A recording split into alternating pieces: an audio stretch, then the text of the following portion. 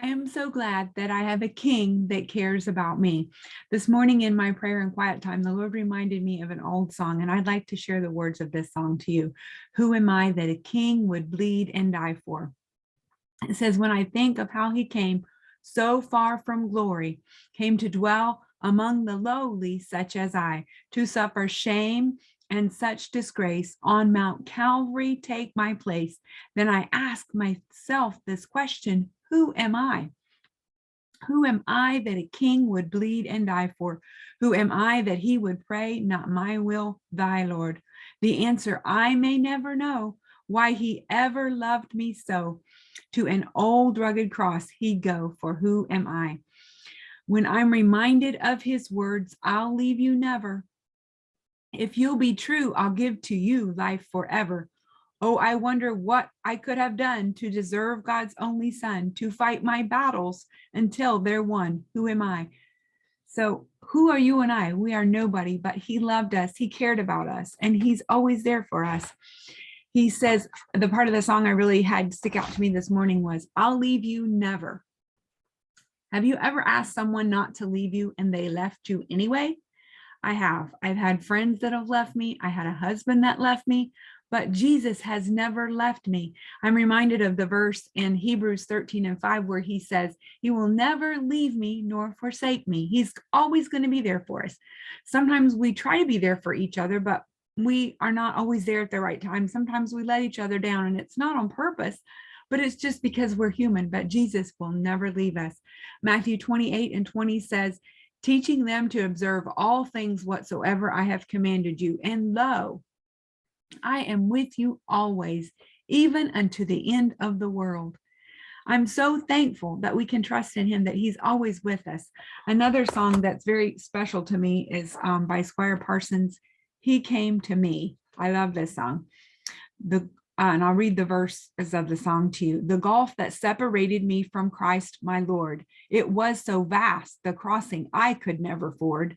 For where I was to his domain, it seemed so far. I cried, dear Lord, I cannot come to where you are. But he came to me. Oh, he came to me. When I could not come to where he was, he came to me. That's why he died on Calvary.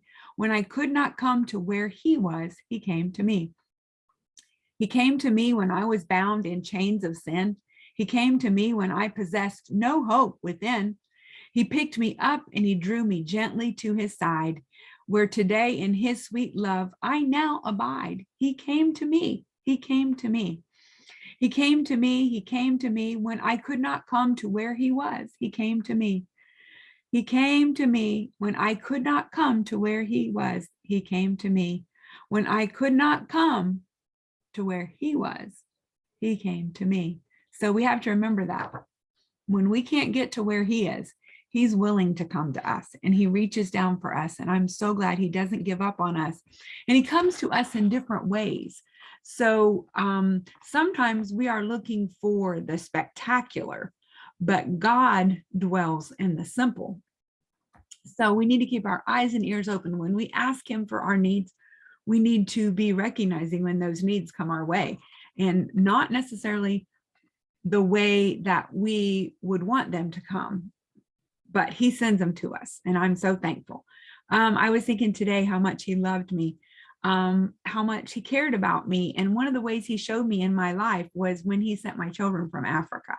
So I think about the way he loves me in the form of Olayemi and Dare, God's Will, Adatola, Munda, whoever I need that day, he sends them to me, and he gives me something from each one of them that I need. And he's just so good to me. So when he sends you somebody, then make sure you realize that it's not just that person, but God is using that person, and God is loving you through that person. So we want to be a conduit of love to others.